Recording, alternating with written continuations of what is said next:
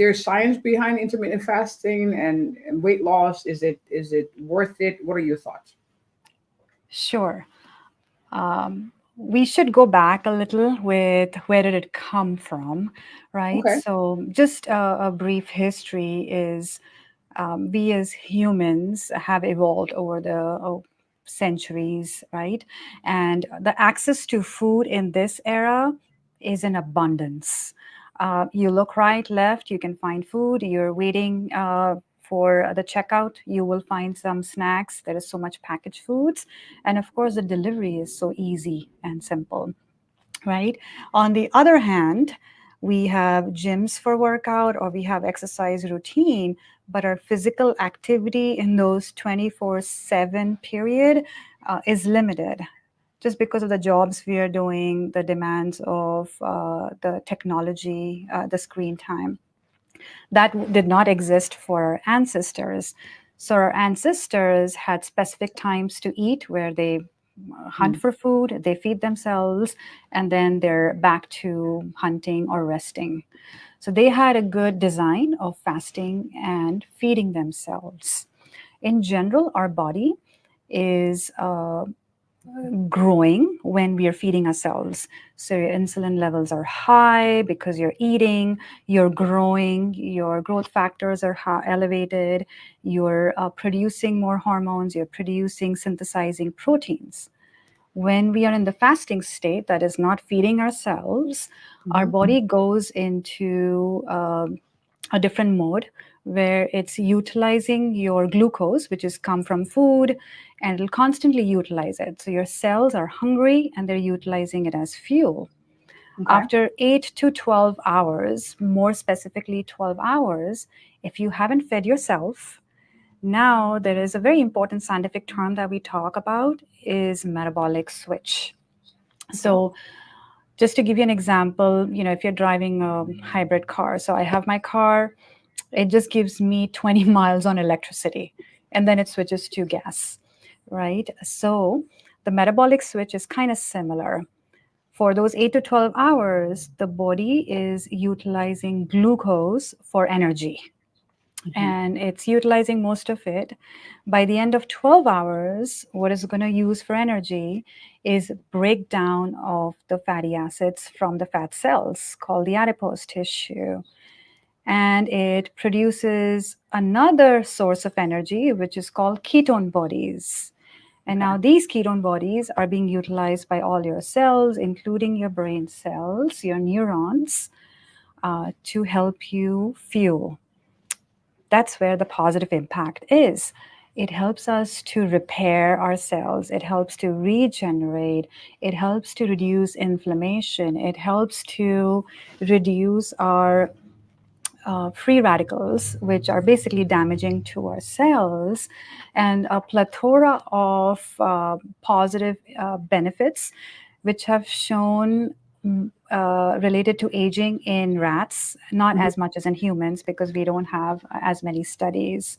But the point is, think about fasting as a way to heal and think Mm. about feeding as providing your energy and for growing. So your cell growth, your for adolescents, for younger individuals, for their growth hormone. So that's the metabolic switch, which is occurring between feeding versus fasting state. But this metabolic switch can be only obtained when you're fasting for more than 12 hours.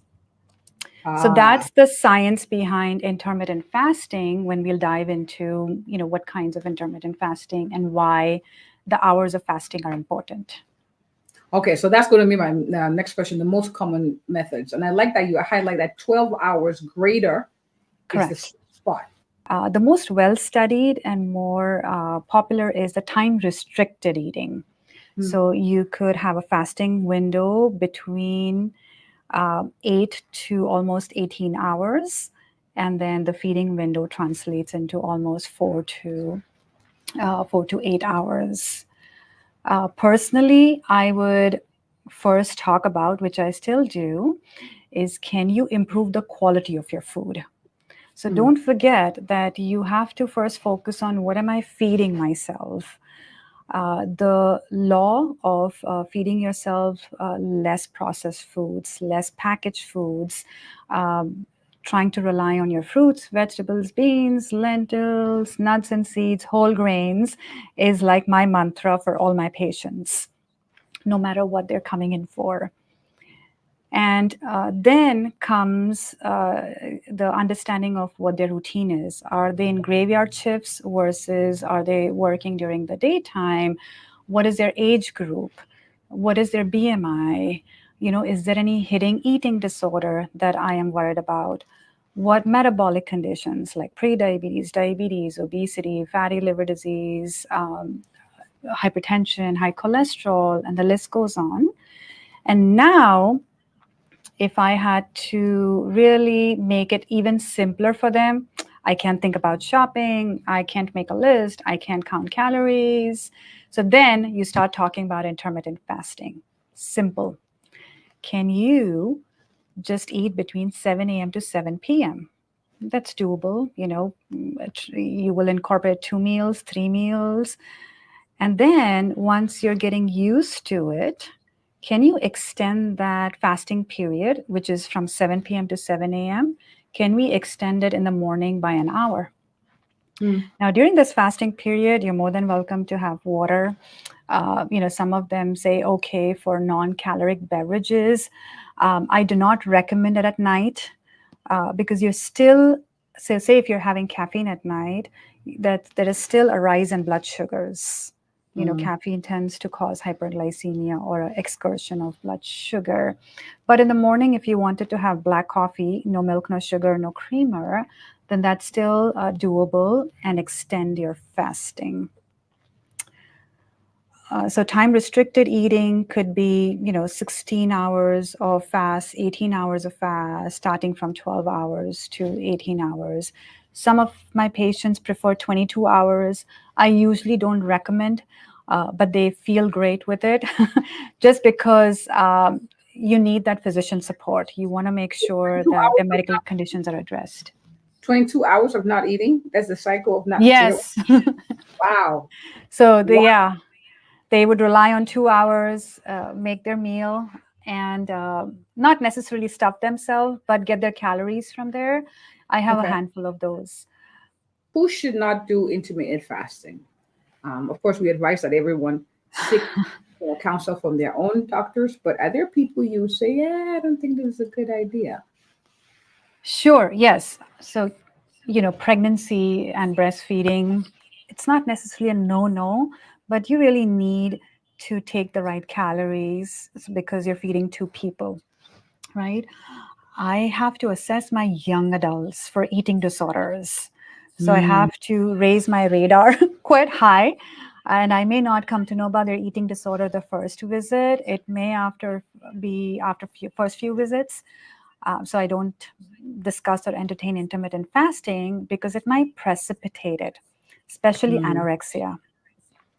The third ones are my younger patients who are studying and they're dealing with PCOS or pre-diabetes because they follow you really well. I'm talking about my patients, and they will just not eat because they missed the time. And now they're fasting for 24 hours because they're waiting for the next feeding period. Wow. Yes, so that knowledge has to be conveyed rightfully. And both patient and physician should be deciding, is this right for me? Rather than putting it as a blanket approach. Okay. Yeah. The fourth ones are my patients with osteoporosis. So women, and this is not talked as much, but my patients with lean BMI, they're already at risk for bone loss. And, past age 50 or past age, whatever their menopause age is, it could be early menopause or 45 to 55. If they already have low BMI, they're already on the lower caloric intake or barely normal caloric intake. If they lose more weight by this approach, there is direct bone loss, right? So one has to be very mindful and very aware as a healthcare professional What are you approaching? What's your goal when you're talking about intermittent fasting for this particular patient?